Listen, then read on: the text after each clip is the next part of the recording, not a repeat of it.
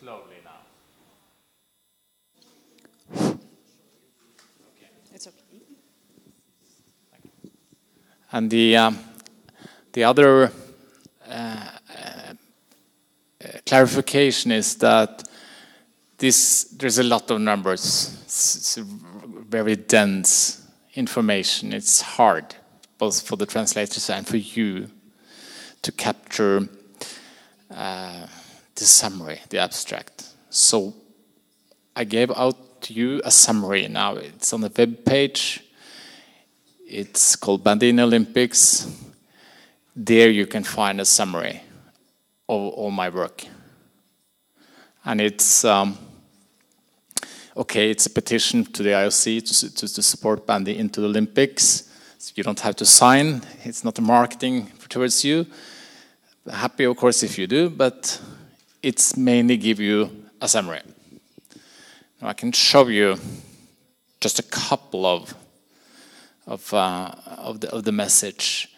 I think here you have the home page, and it's also in Russian. You see here, it's translated to Russian. Every page is. If you want to compare, some of you have asked to compare Canadian hockey or ice hockey with bandy. You click on the rules and you read more. See where it comes. Yeah. And here you have the text. If you spend 30 minutes on this page, you essentially know all I know. Here you have an illustration only in English, but that compares ice hockey with bandy. You see here is the ice hockey, NHL standard ice hockey pitch. Here you see the bandy pitch. 11 skaters on each team, like football. And here is a crossover. It's comparable with ice hockey. You see the goalies has a larger goal to defend. No stick in the hands. And if you go to, you can compare it with field hockey, the sticks. You see the sticks are shorter, and it's a ball. As you know, ice hockey has a puck. And you can also see that the bandy player, this is Daniel Berlin, one of the stars from Sweden, they have lighter padding. They have lighter padding because they need to create speed. Cannot have too heavy. And of course the rules protect a bit more. Ice hockey is a bit more hard, allow more in the tacklings. Okay, there are no high borders, there are low borders, 15 centimeters here on the long side. That also differs from ice hockey. That's very briefly described. Now, if you want, I have made 4 blocks, and these are condensed to 7 arguments. That is, I think, you can find here. 7 arguments. The first one is bandy will instantly expand the Winter Olympic universe. Okay? And there are 7 more. Add spectators, add media, solution to the cost problem, low investment cost, and blah, blah, blah. Okay? It's a growth proposition. Okay? So you don't need to read more than this. And I think we then can go over to the good governance is then the last. Okay, then we can go over to the presentations.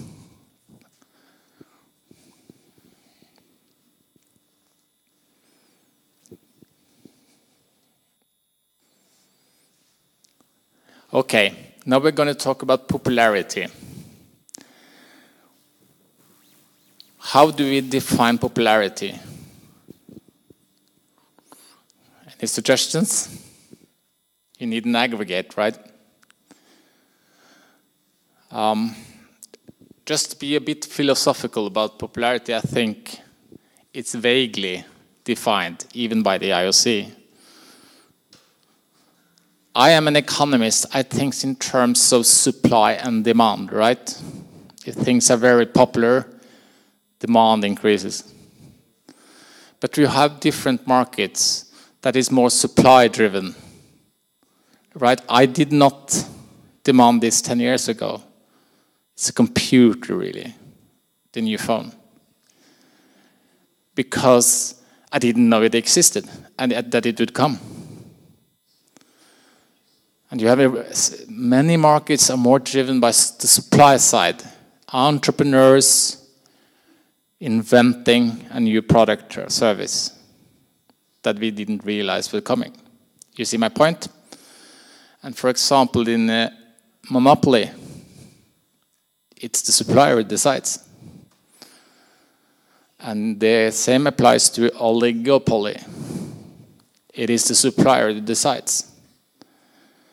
So when the winter sports market has been decided, it's a huge actor. The IOC is a huge actor, essentially a monopolist. It's very hard for any other sports to show the same popularity because you're not allowed into the Olympics. Another thing is the summer games. Huge sports can compete with the Olympics. So now I'm gonna go through popularity measured first as, well, we can take the next page, my apologies. I compare the winter disciplines' relationship with the world's most popular sports. Okay, next page.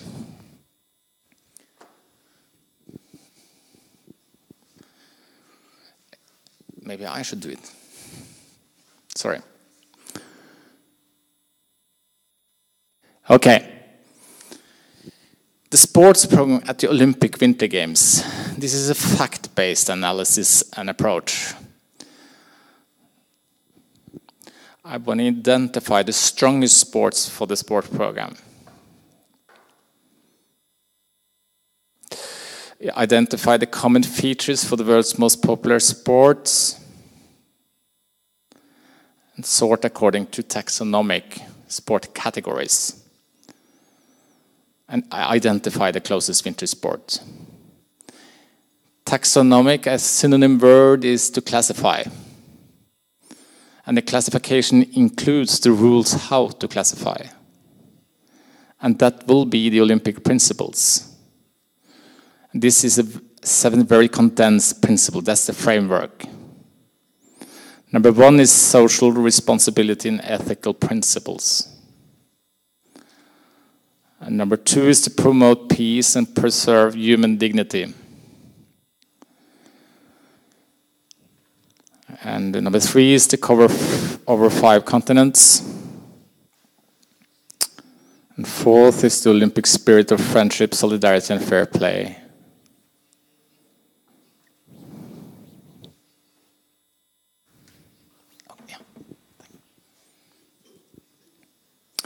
And 5th is the rule of sport and good governance.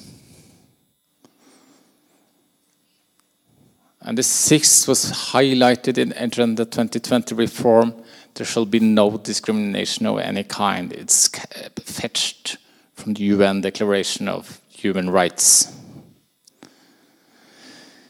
And the 7th is compliance to the 6 first principles. So that's the frame that you know. So then I can go.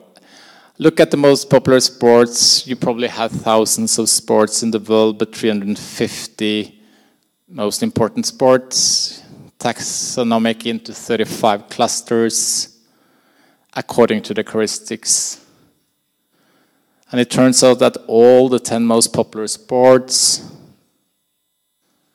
are ball sports. So this is the conclusion, really.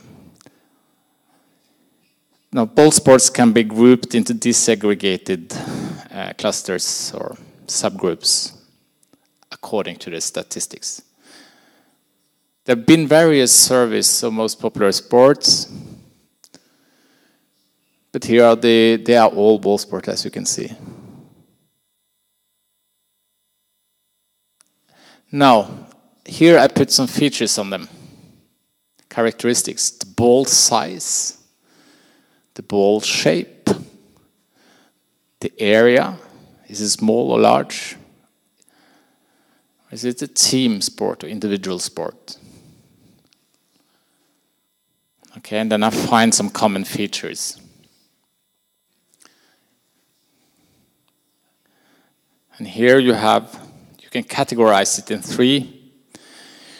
You have large field sports like soccer, American football, rugby, field hockey, large field team sports. And number 2 is also team sport, but small field. It's basketball, very popular, very large. And of course you have individual, like tennis or golf. And then I look at one measure of popularity is TV rights. And you see American football you focus on the yellow column. The yellow column expresses this in annual income from TV sales.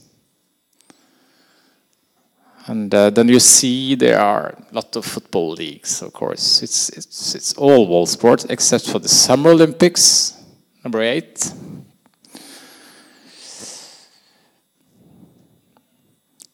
Then it's interesting to see number 9 is NHL, North American Hockey League, National Hockey League.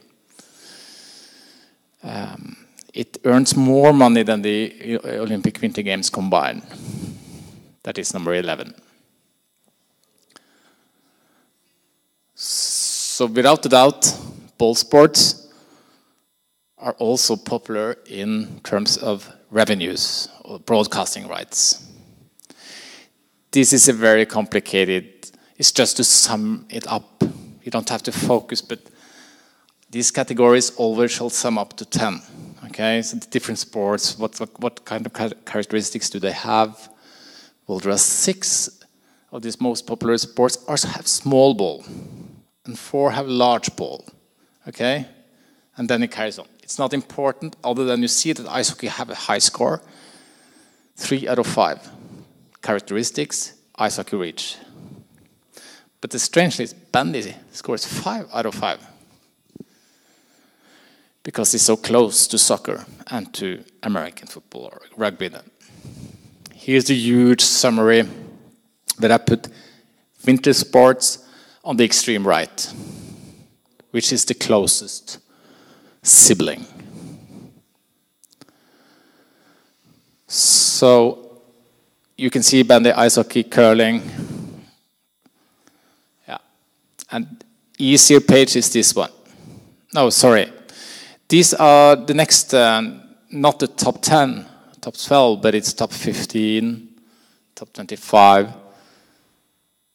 And then you see the program, the Olympic Winter Sports program, captures those popular sports.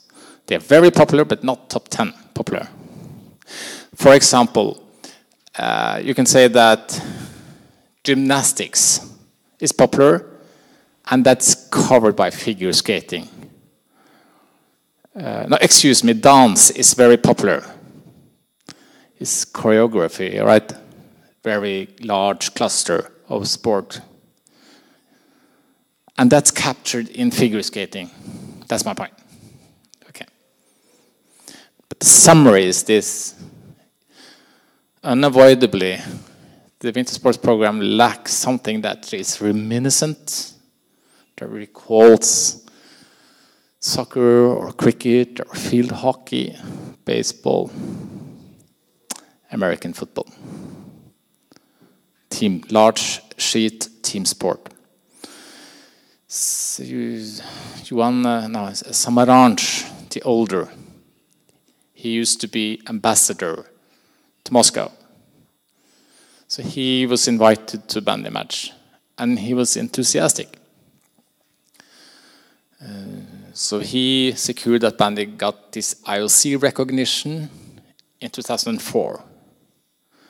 And he liked this open space to use the football stadium. But Samaranch passed away. So we we didn't come any further there. But he liked the idea of using large field. Here, the same. Just put it into the same taxonomic groups. Large field is bandy. Small field is ice hockey. Individual is like curling is the closest, if you can call the curling a ball, but it's precision sport then. Okay. Now, one important legacy value for a city that hosts the games is to introduce a future popular sport. So here I've taken the summer sports. We can take, for example, soccer. The FA in England, they didn't want to cooperate with FIFA historically.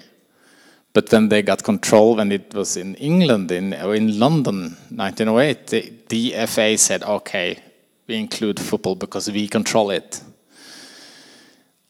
And football used the Olympics successfully. So successfully that they started their own World Championships in 1930. And then they were not so interested in the Olympics anymore. They send more youth teams or a combination of youth teams. And it's a great legacy for London, of course. But it was a demonstration sport in Paris. So also Paris can claim a legacy to football. Yeah. The next then is, what about winter sports? The interesting thing is that the two of the most popular ones was introduced prior to the first Olympic Winter Games. And that's ice hockey. That was in Antwerp in 1920 in the Summer Games. It was just a coincidence because Antwerp had a small field, ice rink. Therefore, they could include ice hockey. Alpine skiing was in Garmisch in 1936. They didn't include it at once. It wasn't really developed. You could say, in a way, FIS did not treat alpine skiing very fairly there. It was later. Figure skating was in the Summer Olympics in London, 1908. And those are the three most popular sports. And curling is also a popular sport now in terms of TV rights. And they were there in 1924, but were excluded. One of the few sports that actually worked well on the old television technology, because it's slow, you can easily see the stone, etc. So the four most popular sports, they have 60% of the tickets sales in the Olympics. Had nothing to do with the 1924 decision of the program. So this is ranked according to participation, number of athletes. Next one is ticket sales. So it's a combination of those two I use. This one you've seen, we don't spend time on this one now. Ticket sales. And here you see, this 40,000 spectators in Sweden in the national. This was just a national end game. How many of these sports to have 40,000 in the national championships? Maybe ice hockey. But the other ones don't have that. Maybe alpine skiing.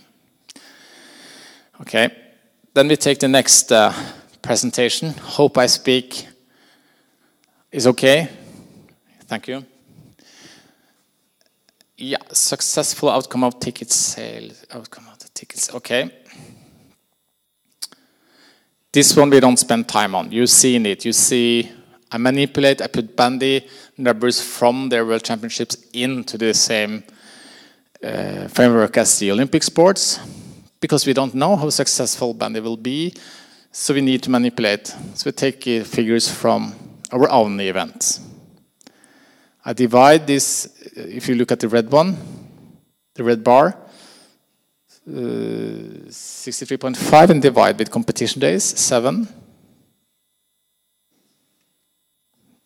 We have a second largest ticket sales. You've seen it before, so we don't spend time. this is essentially the same, just showing the huge popularity of ice hockey particularly.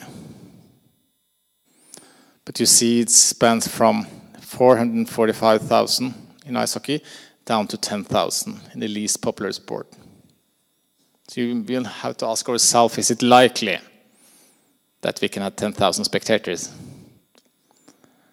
Last year, it was a Finnish team going to Syktyvkar in Komi Republic, friendly match against the level 2 bandy club, 10,000 spectators.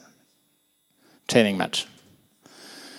The junior championships youth, 19 years old boys, played in Syktyvkar the previous year, end game between Russia and Sweden, 10,000 spectators. Okay. Here, let's look at the cost again. It's almost taxonomic, this as well.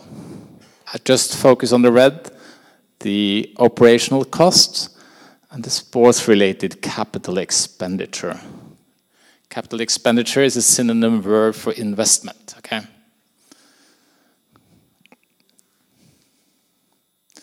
And this is interesting. We just focus on the red now, okay? Just look at the red, because it's so much numbers. Here you have 6 winter games, hosted 6 winter games. And the average sports-related cost was $3,355,000,000. Okay? The number of tickets sold was a bit more than it's almost 1.2 million tickets sold. And you divide sports-related costs with the tickets sold, you get $3,082. That's how much a ticket costs for society. Now, people in Norway think we spend too much money subsidizing the ballet. You have great ballet in Russia, the Bolshoi. And that's, you see the small number, that's $250. So we subsidize the winter sports to 10 times more than the ballet or opera. Again, this is supply side driven. Who can compete with this kind of subsidy? Okay. Now, we'll make it a bit complicated, okay? There is a technique. It's very easy. If you have 2 rows, you can click on your Excel sheet and test the correlation between the two. Correlation means co-vary. How much do they co-vary? So I tested the IOC to try to find out what will be popular in the Winter Games. They measure number of active national federations in each of these 15 disciplines. Okay, and then you have the tickets sold on the extreme right. There is a positive correlation. And the scale, excuse me, my apologies. The scale is simplified from 0 to 1. If there is 0 correlation, there is no relationship. If it's 1, it's perfect relationship. Okay? So there is a positive relationship between number of federations, number of nations, but not very high. But what I have questioned, I take the number of active athletes and test how does it vary with the tickets sold on stadiums. And it's 0.97. It's very rare that you see such a high correlation. Correlation doesn't say anything about causality. It doesn't say that it necessarily is a natural law that explains this. It can just be a correlation. It can be a nonsense correlation. But still, we in the financial industry look at correlations because if in the Moscow stock market, a price of a stock of ops because something happened in New Zealand, it has no relationship. But I can still buy that stock because I can believe the phenomenon appears. But here seems to be the dimension popularity affects both number of athletes who want to play it, and it affects ticket sales. There is a third dimension affecting this, right? So clearly, and then you need to do a significant test. How significant is this finding? This is a bit complicated. Simplified, you can say that 81% of the variations is explained by this model. And the model is just a formula that this machine calculates for me. It looks pretty significant.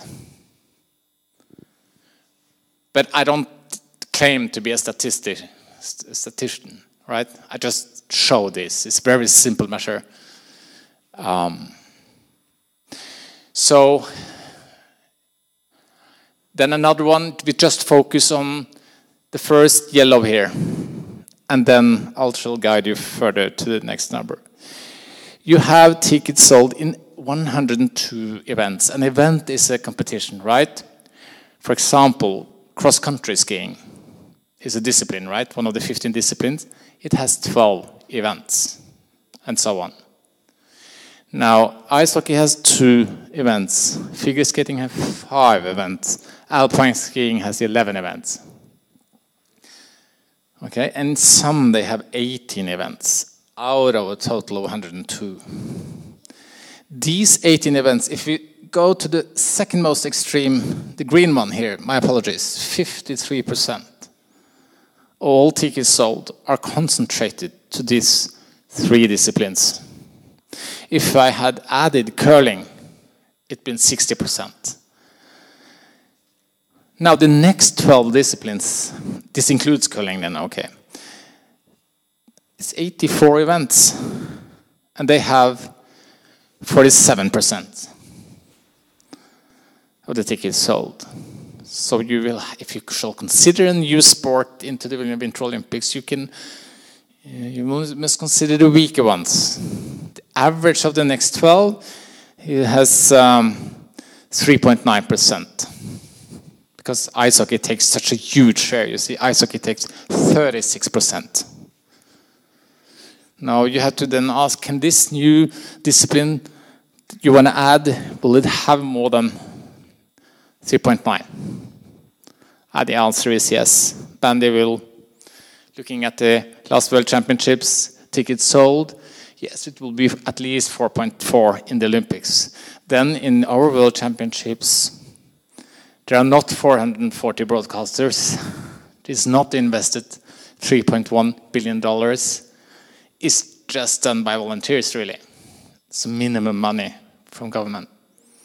And still we outcompete. These huge resources, accumulated investments, $200 billion over 96 years. Still we compete. Okay. This one we skip, I think. Okay, we finalized this. Now we can take the new presentations. Are there any questions before we take the next presentation?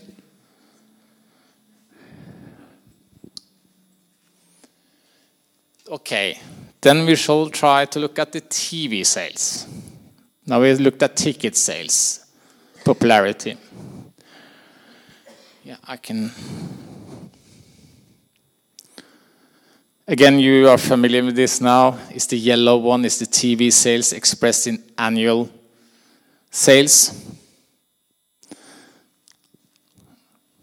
Okay.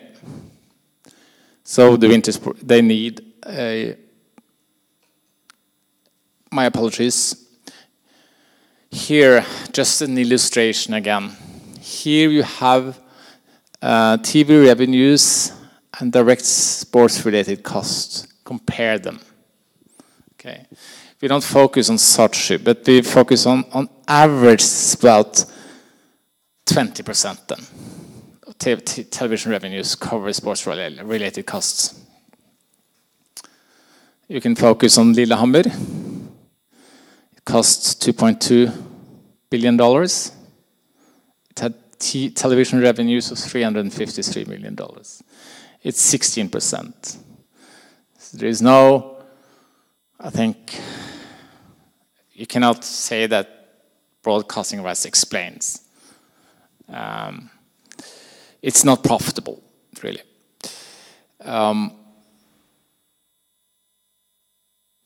Here is interesting.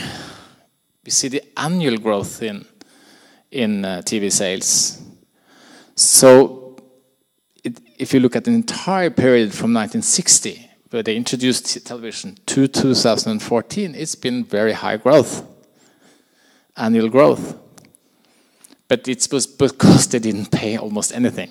So it came from a very low denominator, a very low base. But if you look at more shorter period, when they started to pick up after these shifts, you know, television rights increased about 1980. Then it started to get more money for TV sales in the Olympics. It's quite healthy, 8.8% in the period 1984 to 2014. In the shorter, 1994, the last 25 years, since Lillehammer, 6.7%. Now America, on NBC, pays half. It's a really important market is North America. They have signed a contract for the next 10 years, 2022 to 2032. There is 20% up, but that's for the entire 10-year period. So if I annualize it, it's 1.87% annual growth of the information that is published. So you see that the television revenue is leveling off. It's you can see it here. Squaw Valley, 0, nothing, they didn't pay anything. It starts here in Calgary, typically in North America. It starts there. And you see there's a nominal growth from 0 to $1.2 billion. Isn't that bad? But again, expressed in compounded annual growth rate, as we express GDP growth, for example. Yes, it was high, but you see it's it's good. I mean, 6% is good. It's not bad. But the IOC tend to portray this as huge shifts, as hugely profitable. There's no return on investment, and it's leveling off. It's healthy, okay, but nothing more. And then you could say, here you have the numbers then, from 1960, and each Olympics until 2014. And you see the TV income, broadcasting income in the first row there, or number 3 then, excuse me, TV income here. And the next one is number of competitions, number of events. And then I divide again. And then you see they didn't pay a lot per event. But again, it's like Calgary. Yeah, you can say Lake Placid was the last time they paid below $1 million per competition. And again, you see on the extreme right, the yellow, you see the component growth rates, and you see it descends. So it's even negative growth now. So if you're going to add events, it must, of course, add television revenue. And it's leveling off. I understand those who say we shouldn't increase number of events from this perspective, but what you must question is there are some sports there that shouldn't be there because they cannot defend its TV sales. Okay. And here, what am I trying to say here? Yeah, it's the same, really. And here we focus on the text, okay? I ask here, because in retrospect, would broadcasters in 1960 have paid $1,667 or $2.6 million in 1984 for bandy? Most likely, yes. I question whether broadcasters has been made aware of bandy. At least what we know in the last sentence is that empirical evidence clearly concludes that ball sports command the greatest TV rights and TV market value.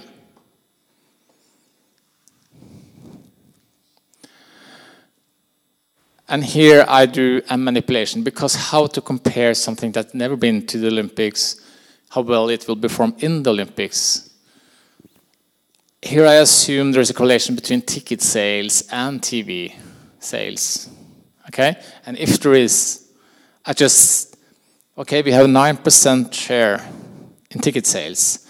And that transform would add probably bandy would then, they would pay $119 million for 2 bandy events. If there is a correlation. This is complicated. Again, we just focus on the lower parts here.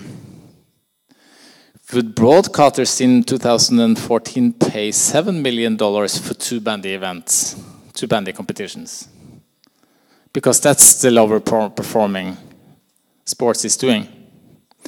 That translates to 1.7% ice hockey popularity and 5% of figure skating and alpine skiing popularity. Now it would be 44 matches, $163,000 per match. Yeah, most likely they would. And Russia suggested 2 bandy events 2014. It could have been a great legacy value for Sochi, with the end games maybe on Fish Stadium. It was possible. Only used for the opening ceremony and closing ceremony, as far as I know. The IOC rejected. And that was the same year that they approved Agenda 2020, where additional sports option was included. I think, frankly, that was unfair to Russia or to Sochi. Now, could we have filled Fish Stadium? My experience is that we almost fill all stadiums we are in Russia. I don't know. But 10,000, yes. Most likely Sweden, Russia, the first games. We have a bandy player here, bandy referee here from Ulyanovsk. I don't know what you guess. 40,000, maybe. To compete with alpine skiing, we'd need 100,000 over this in sum. I think we could have done it. That's why they didn't include bandy. Because no sport shall outshine the sports on the program. The IOC decides where the cameras shall focus. Yeah, that's the conclusion. So that was TV sales. Do I have any more presentations now? I think there is one more, but I was trying to sell bandy into to Beijing 2022. So I had checked Chinese history.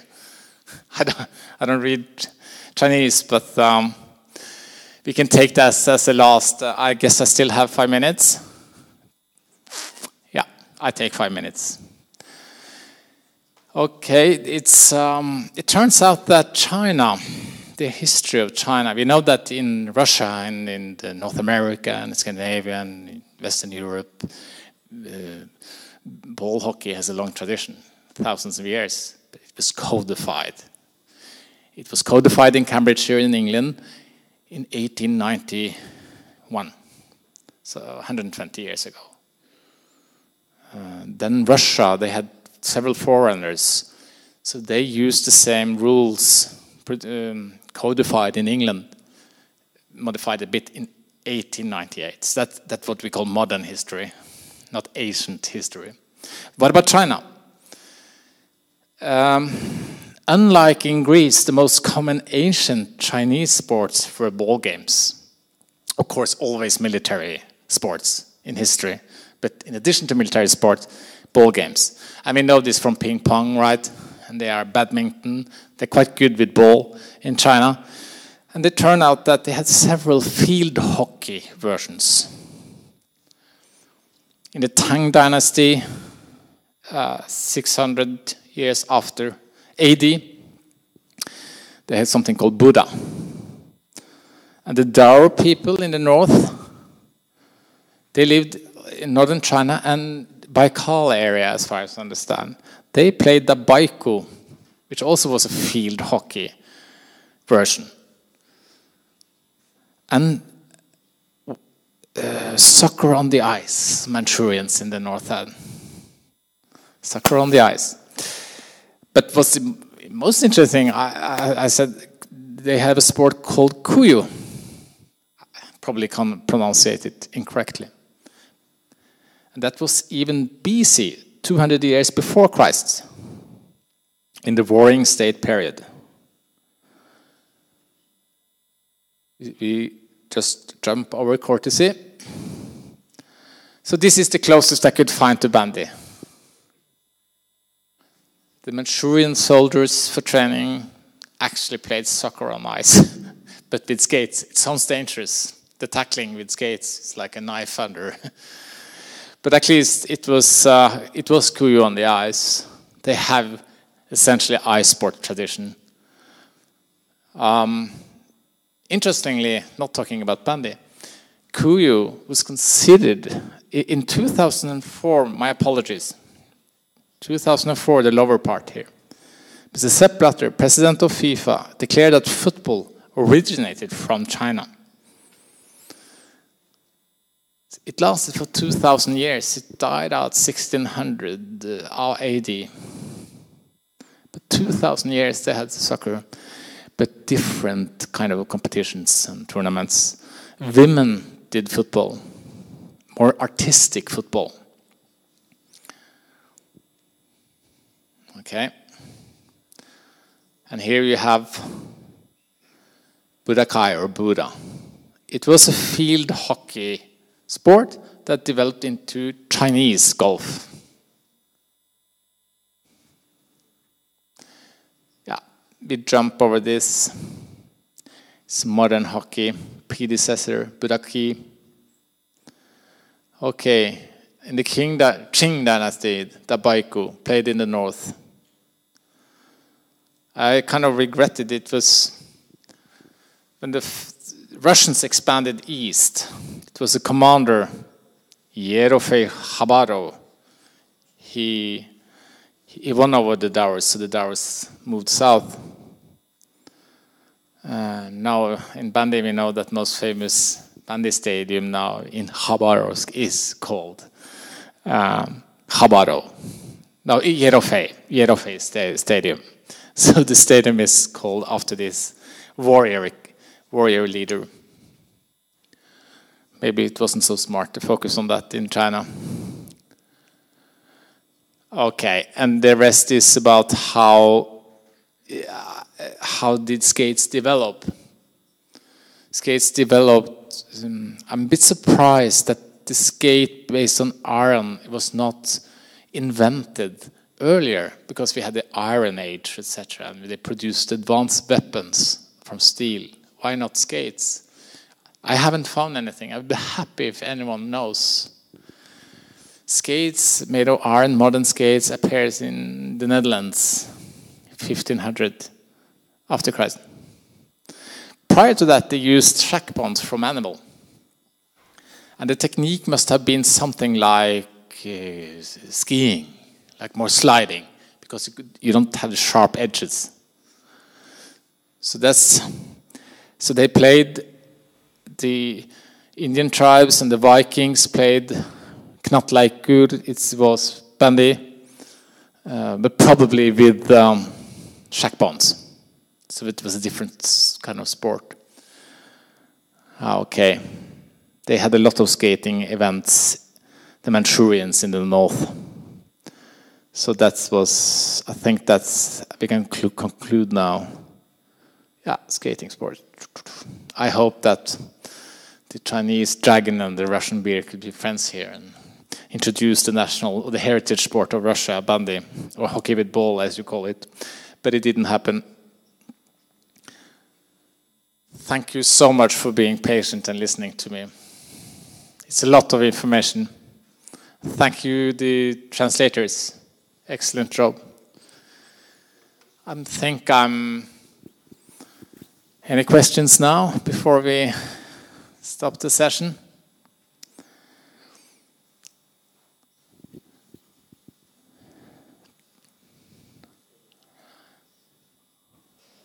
Popularity? Vague. I think most decision has been based on gut feeling. It's not academic. Yes, please. Yes, I mean.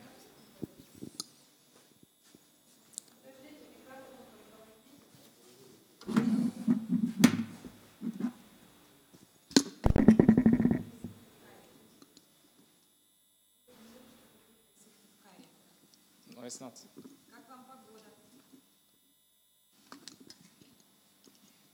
Sorry, it doesn't. Yeah.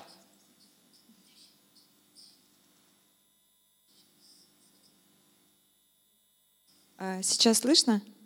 Okay. Вы сказали, что вы были в Сыктывкаре, в республике Коми.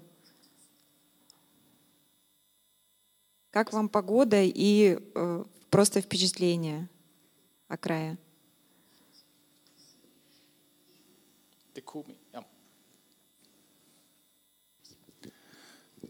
Thank you for the question. Well, the question was, have you been in Syktyvkar and whether I liked it, the region? And I said, yes, I liked it. And the hospitality in Russia is fantastic. I've been in several Russian cities with sports, and the hospitality and the friendliness of the people of Komi was fantastic. I was there, I think it was 3 years ago. And of course I was happy because my son played on the national team of Norway.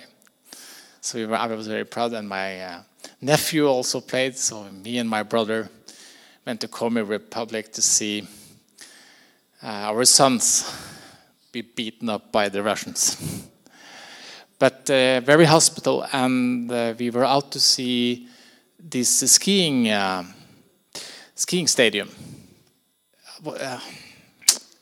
You must help me, the name. It's a very famous cross-country skier from Russia. Tremendously famous. And I will capture her name soon.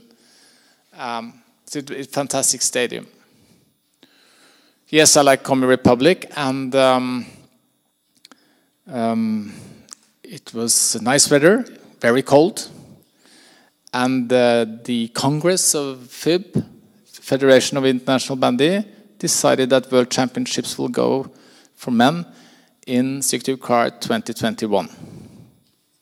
2020 it will go in Irkutsk. But Syktyvkar was a nice city, yes. Yes. Maybe I will ask you about the popularity. Because you did big research about different type of sports. And did you make any forecast, for example, what will be changed in next 5 years in Winter Olympics? Thank you for the question.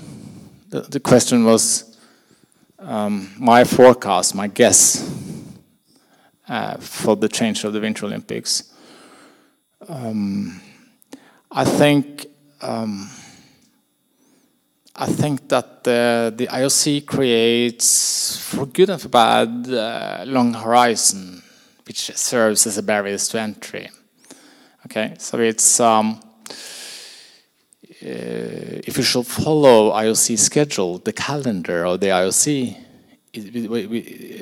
the first opportunity now is Stockholm as additional sport, because you need to be 9 years ahead, right, to come into the bid book. 2 years before they decide the host city and sports program, 7 years ahead of the games. So in fact, it's too late, according to the calendar, 2026 to be fixed on the program for bandy. Okay? But so then you're talking about 2030, but you can be an additional sport. The Deadline, according to the Olympic Charter for Beijing, is 3 years ahead of the Games. In reality, 4 years, they decided. So there will be no bandy events there, according to IOC calendar.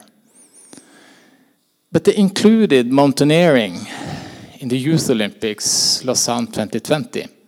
It's the skiing where you climb up and ski down. And then I ask why. The 250 athletes in the entire world, 30 from Switzerland, 10 women, 4 or 5 athletes outside Europe. How come? They couldn't answer. They said it's popular. They said it was popular in Lausanne and in Switzerland. I said, but they are not popular. They don't have any athletes. And it was according to the flexibility of Agenda 20, the response was. They're flexible. So if the IOC is flexible, then they can include bandy at any moment. So I've been an investor my entire career. Would I bet my money on it? That there will be an 8th federation? If they implement Agenda 2020 and new norms policy, yes, I would. But I'm not sure that they are sincere. And they will follow the Olympic principles. Because if you follow the Olympic principles, you must include bandy. So I would hesitate to put all my money on the bet.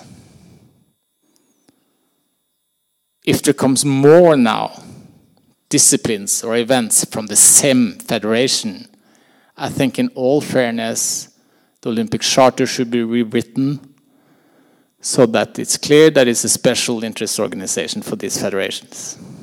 I don't know how well that will follow international sports law, but that would be at least fair. Long answer, but good question. Other questions? This was very good. Yes, please. Здравствуйте. Меня зовут Сергей. Мне хотелось бы задать вопрос. Вероятно, вы делали какой-то мониторинг по поводу нашей страны. Хотелось бы просто задать один простой вопрос. Почему представленный вами вид спорта в основном в России развит только на восточной стороне? Западная Россия практически этим не занимается. То есть Иркутск и та половина страны у нас больше заинтересована видом спорта, как хоккей с мячом, а западная сторона практически нет. Может быть, у вас есть такие цифры, то есть какие-то исходные данные? Okay. Excellent question. Okay. Thank you. Yeah, the question was the internal distribution of bandy activity in the Russian Federation. Yes, you all know my standard question. It's because we've been excluded from the Olympics that we haven't the same popularity. Of course, you cannot see us in the Olympics because we're not in the Olympics, and the same with ticket sales. When it comes internally in Russia, there is activity. What I learned from Russians, I have not done research on it, but what I've learned from Russians is the rule of thumb is in winter sports, 50% of athletes are from the European part and 50% from the Asian part. And when it comes to bandy, the response was 55% in the Asian part of participation, 45% in the European part. But there is bandy, and we have bandy in the Super League and the second league, Vichy League, from Murmansk, the Moscow area, the Urals, Komi is now in this Super League. So there are European, it's on the European side, it's not, but you're right that the extreme top level is mainly now Asian. It's West Siberia, Central Siberia, Far East. But again, I mean, it's, I would compliment Russia and Sweden for having an independent sports policy. In Norway, we stand with a fax machine and take orders from Lausanne. So we give money to those sports with the most events on the program. But in Russia, you support all sports. okay, you give more to the Olympic ones, but because this is about healthy lifestyles, not about medals. So to Norway's defense, Norway has always, Norwegian Olympic Committee always argued for banning into the Olympics. 1952, tried in 1994, got it in the Youth Olympics in Lillehammer 2016. I think the Swedes are a bit slow here. But back to your question, yes, we need to develop more in. And I know that there are programs now for it. They have a cooperation with the Russian Orthodox Church for children. And I think there will become a speaker from the Russian Body Federation who's associated with the church. So we try with less resources to compensate them. Okay, was that an answer? Thank you. Спасибо. Мой вопрос. Спасибо большое за презентацию, за очень интересный взгляд на виды спорта игровые с мячом и мячеобразные. Я первый раз слышу такой термин. Спасибо вам за него. И за тонкую грань между зависимостью и возможностью сравнения. Но мой вопрос таков. На некоторых слайдах у вас были цифры Сочи 2014, и вы дважды или трижды повторили о том, что эти цифры вы не берете в расчет. Почему?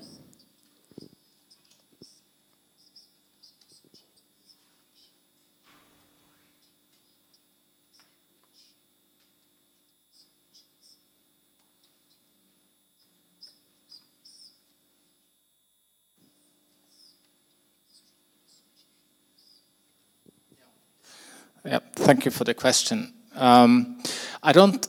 What I do is I show the figures, including and excluding Sochi. So I show both, but I think it's kind of. It's because there is. What I exclude is just to show the pattern. It has nothing, not so much to do with Sochi. It's just to show a bit, of course, and will influence the pattern. But it's kind of an. It deviates from the pattern. And the other ones that you know much better than me, I just make a reservation, is that to me it appears that this was a special project to rebuild the cry. It was not, okay, it's sports-related cost, but this was to create a kind of winter sport capital for the Russian Federation. So of course it would be more costly than an average Olympic Winter Games. That's the two. I try. It might be wrong. Maybe it should be highlighted. I'm not sure, but I believe Korea, Pyeongchang, I don't have the numbers, but I've heard it's not far from Sochi. 13 million in sports-related costs. So the major part of Sochi budget was the infrastructure, right? And I think I had one more point. Yes, and then remember we talked about budget. It's unethical to have too low budgets because you can manipulate people. We have to ask ourselves, now Stockholm applies. Shall not use one taxpayer money and $1.5 billion in a budget, where the IOC pays $1 billion and $500 million privately. Is it realistic? I'm not sure, but it sounds unrealistic to me. So, was that the answer of the question? Did you get an answer? Okay. Thank you. Excellent questions. Please, more questions if I still have time. Yes, please.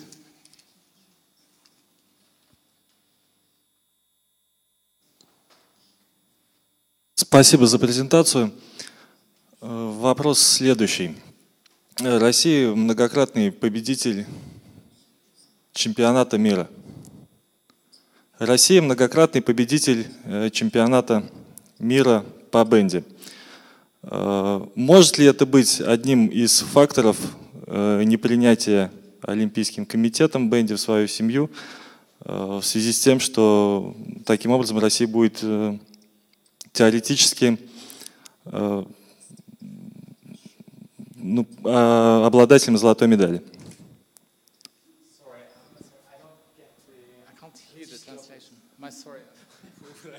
Не финансовый вопрос.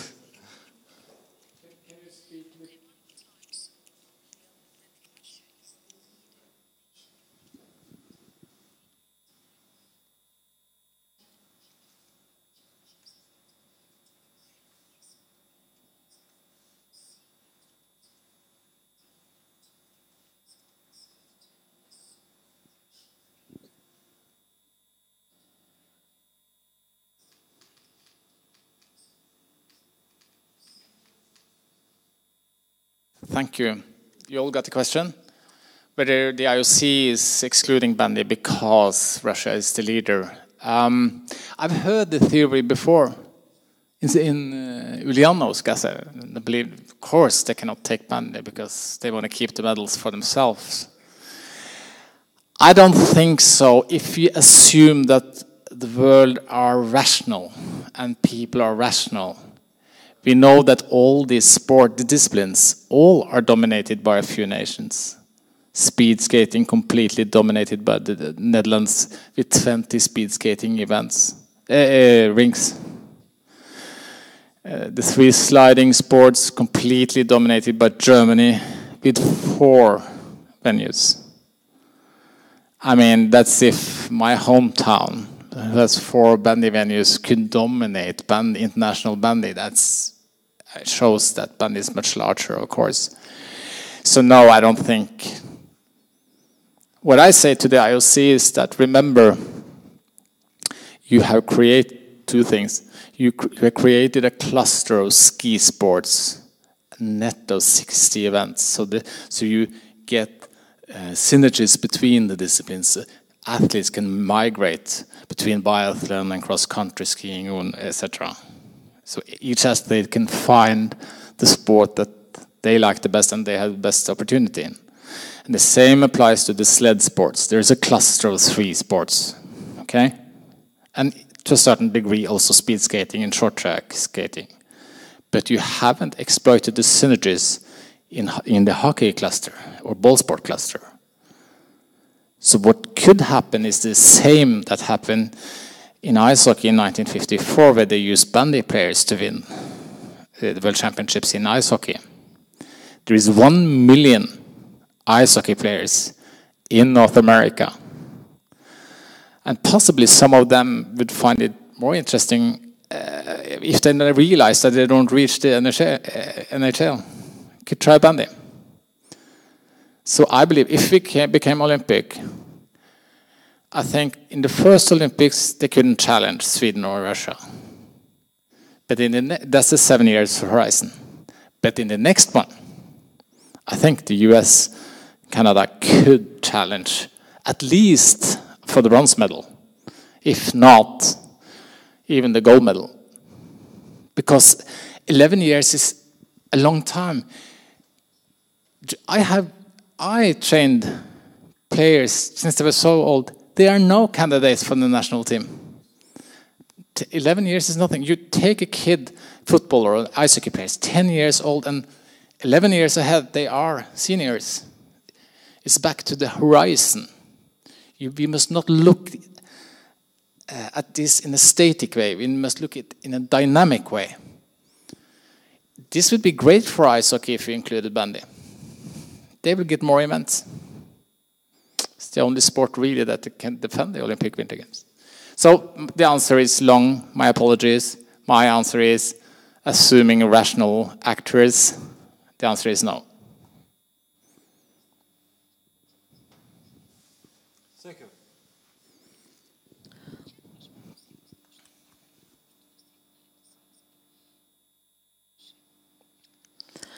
Еще один вопрос, если можно.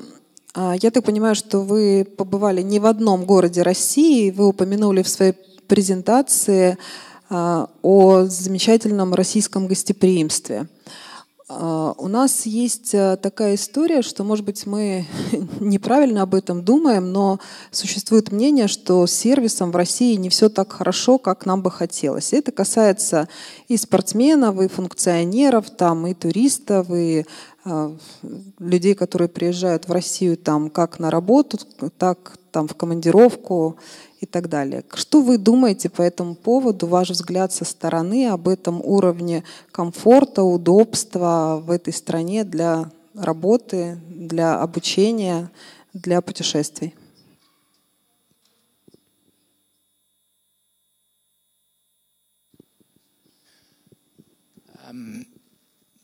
No, I think it's better than what I. You got the question. The question was how I experienced as a traveler, the service level in the tourism industry and in Russia in general. And I think it's excellent. I think, for example, if you are in France, people are impolite.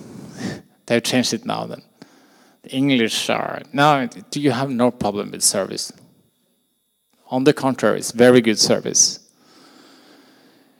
But of course, it would be an advantage in future when improve the English. But so what I use is Google Translate, because they don't always understand English. Back to winter sports. If you look at the map, there are two important languages. It's English, because North America is so large, and Scandinavia understand English, okay? The other important language is Russian. So in essence, I'm not qualified to speak to you here today because it's such a large winter sport area. So it's not Russia's fault that I don't understand Russian, or I cannot speak Russian. It's my fault, not your fault. No, I think the hospitality is great. I mean, it's very friendly and no problem.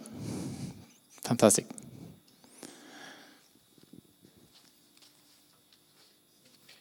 Thank you.